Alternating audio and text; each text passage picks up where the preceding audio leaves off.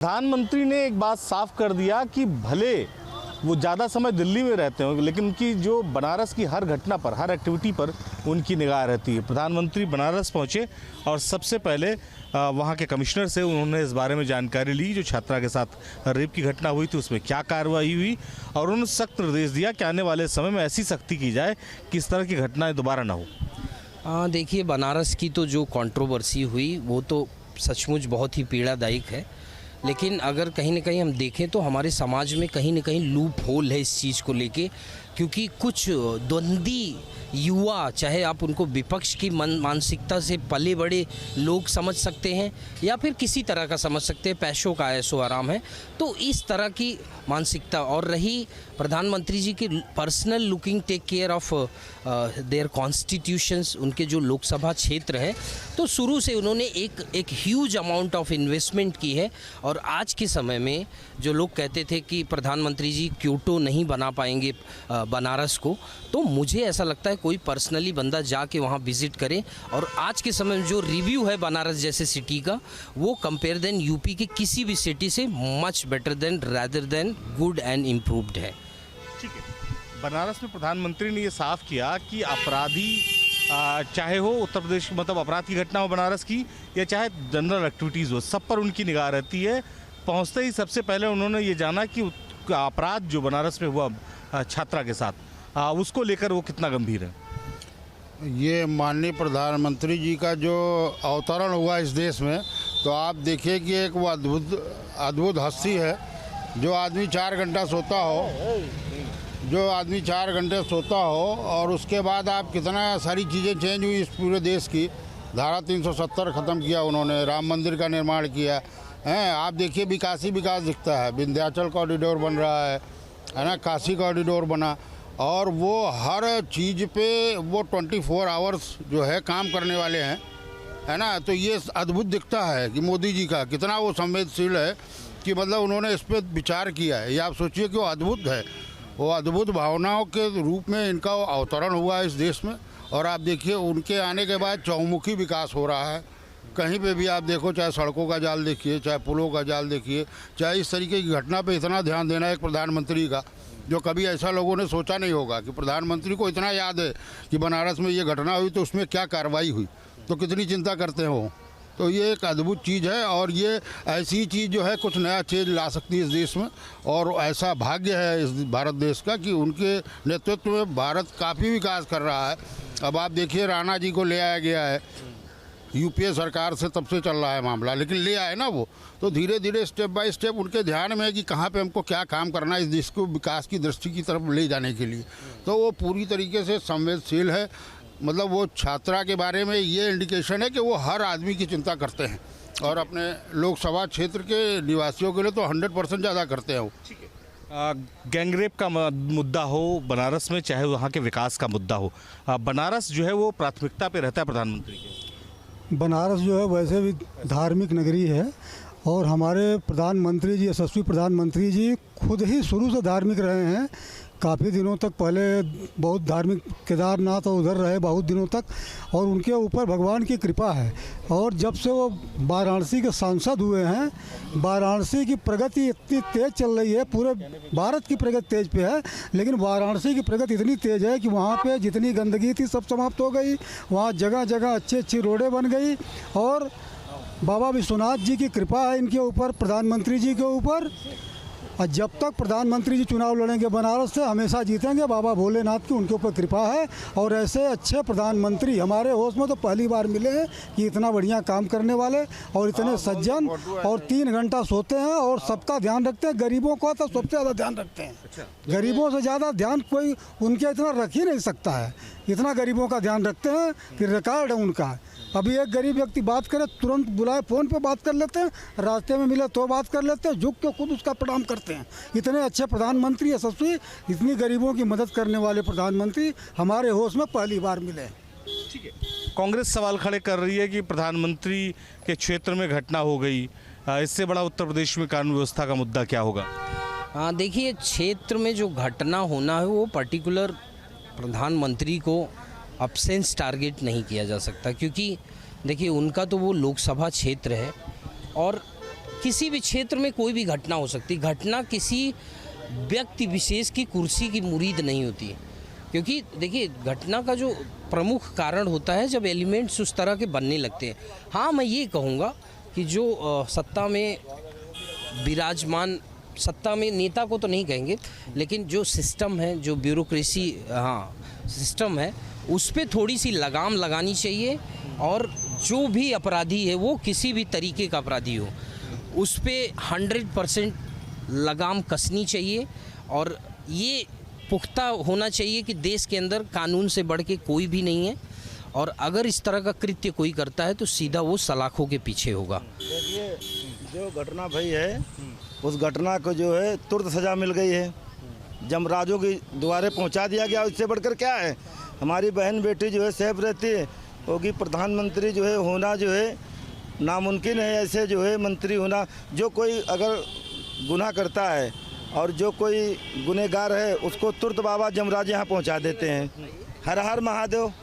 नहीं, बात ये हो रही है कि प्रधानमंत्री बनारस पहुंचे, वहां पर महिला के साथ जो रेप हुआ था उसको लेकर उन्होंने अधिकारियों से पूरे मामले में पूछा और सख्ती की। उन्होंने कहा कि इस पर सख्त कार्रवाई हो, नज़ीर की तरह देखा जाए। तो मुझे पता नहीं है इस बारे में, लेकिन जो भी जिसने भी ये घटना की है उसको सज़ा तो होनी चाहिए। सवाल ये था कि प्रधानमंत्री, पूरे देश के प्रधानमंत्री हैं, इतनी बड़ी जिम्मेदारी पर बैठे हैं, आमतौर पर दिल्ली में रहते हैं, लेकिन एक एक घटना पर उनकी निगाह रहती। शायद यही वजह है कि बनारस में उतरते ही उन्होंने सबसे पहले पुलिस कमिश्नर से बात की और उन्हें टोका इस बात के लिए कि इस पूरे मामले में क्या कार्रवाई हुई। नहीं तो ये शो करता है कि वो एक जिम्मेदार प्रधानमंत्री है।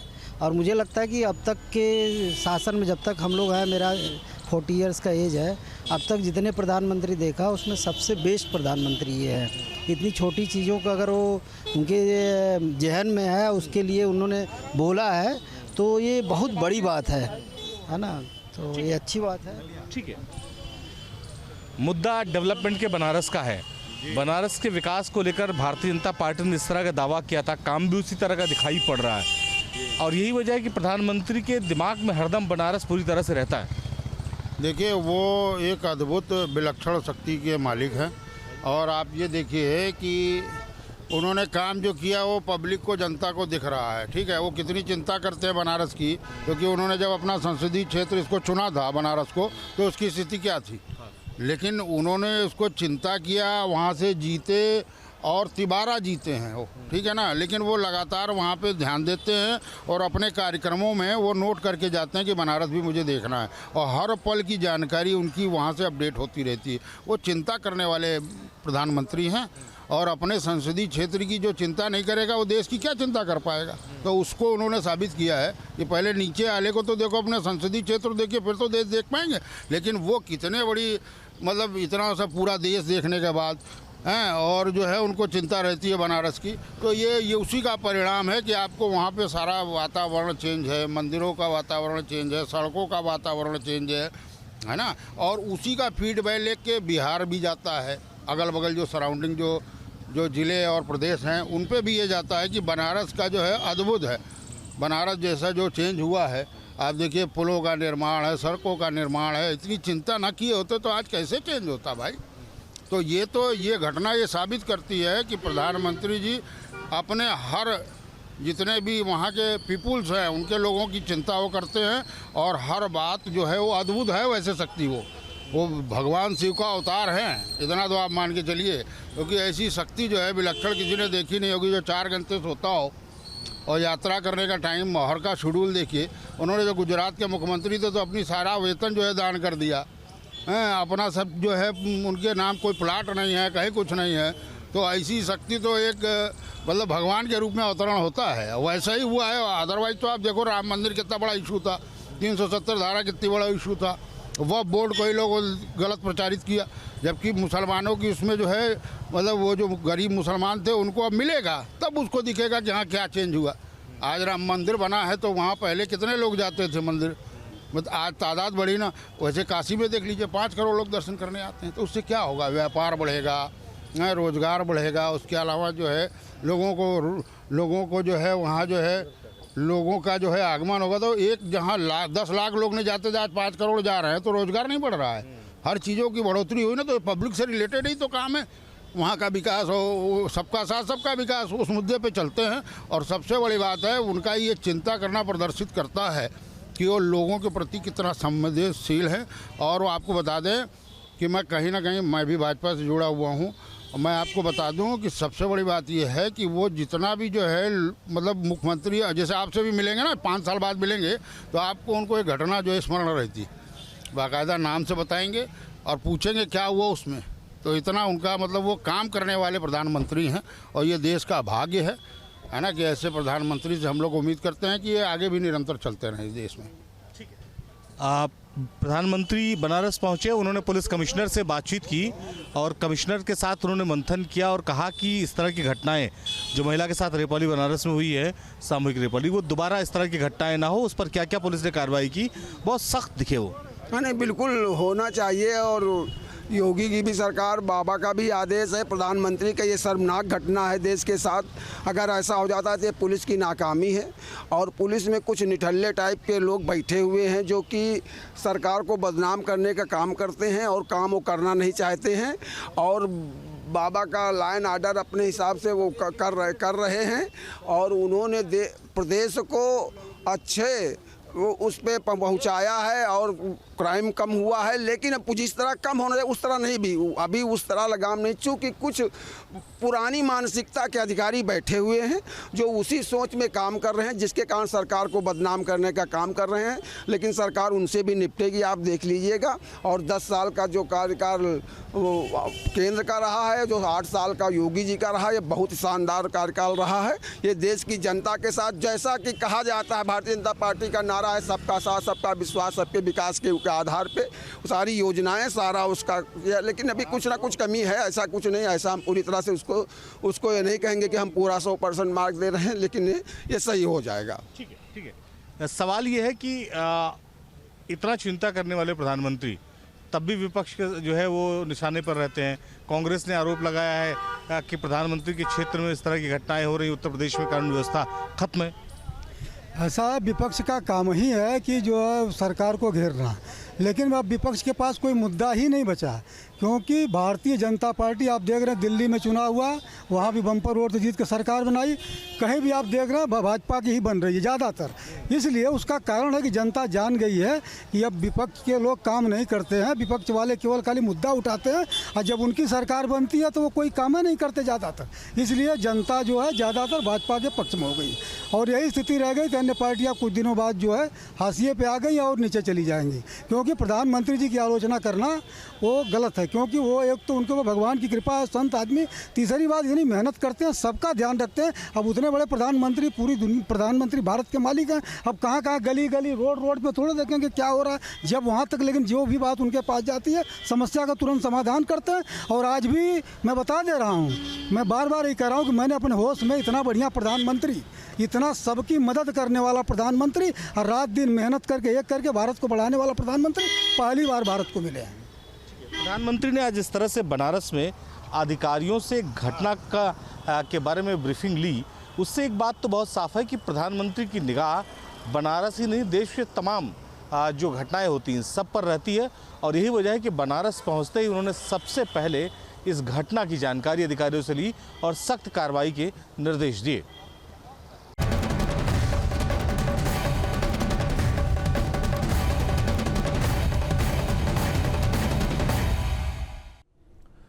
मुरादाबाद जिले के मलकद्दा गांव में कागर नदी पर दशकों से पुल निर्माण नहीं किया गया है, जिसके चलते ग्रामीण खुद से अस्थायी पुल का निर्माण करते हैं, उसी से आवाजाही करते हैं। बारिश में पुल बह जाता है, नदी का रौद्र रूप उन्हें डराता है। एक तरफ शहरों की चकाचौंध, दूसरी तरफ सरकारी तंत्र की बेरुखी से बदहाल ग्रामीण एक अदद पुल के लिए तरस रहे हैं।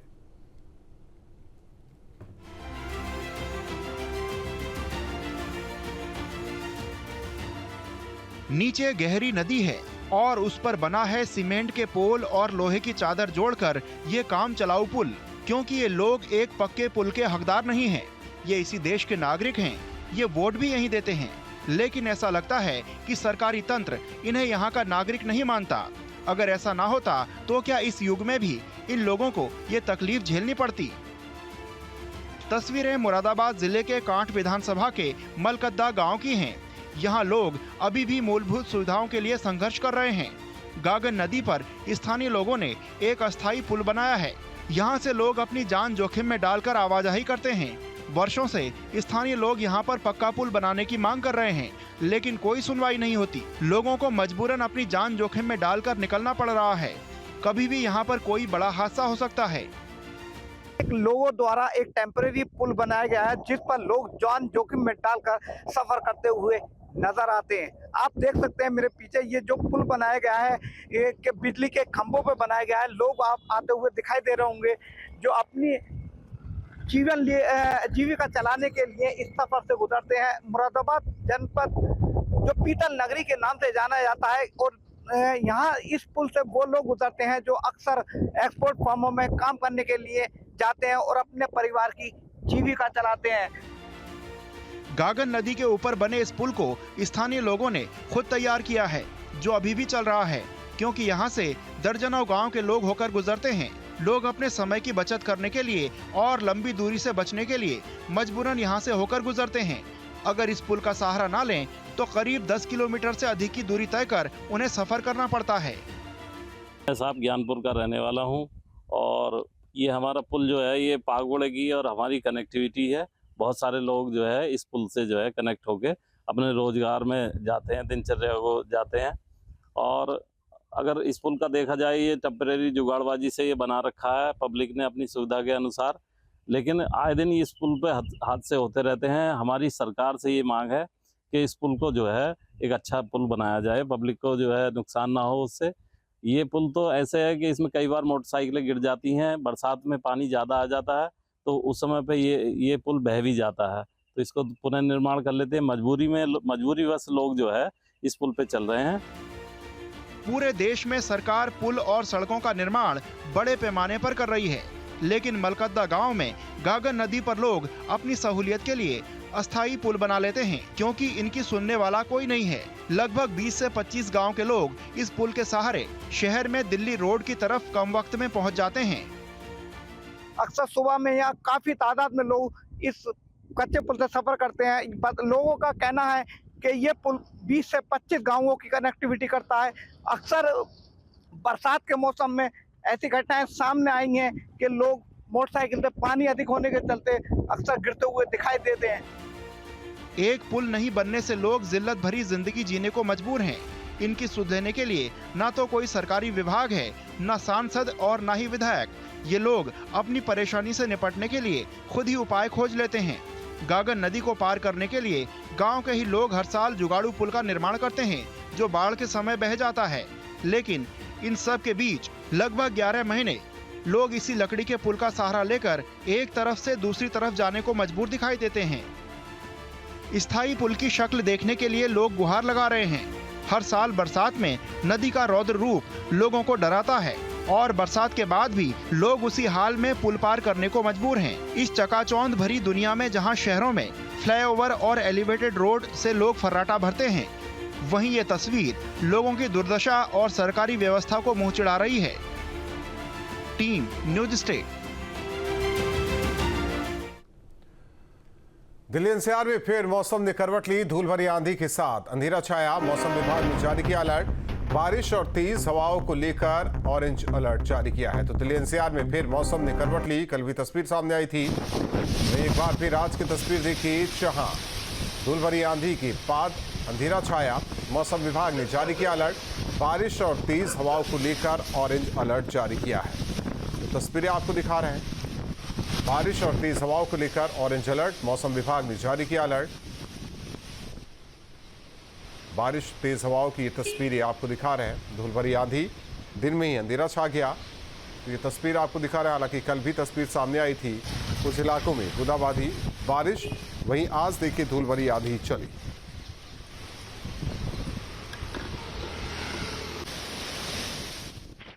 देश के प्रधानमंत्री नरेंद्र मोदी का अपने संसदीय क्षेत्र में आज 50वां दौरा था। सबसे पहले प्रधानमंत्री उतरते ही जो वहां पर घटना हुई है उसको संज्ञान लेते हुए वहां के जो कमिश्नर हैं मोहित अग्रवाल को बुलाया और उसकी गंभीरता से जानकारी ली और उस पर कड़े शब्दों में उनको निर्देशित करते हुए कड़ी कार्रवाई करने की बात की है। ऐसे में तमाम सारे लोग हैं, तहसील परिसर में मौजूद हैं, लोग हैं।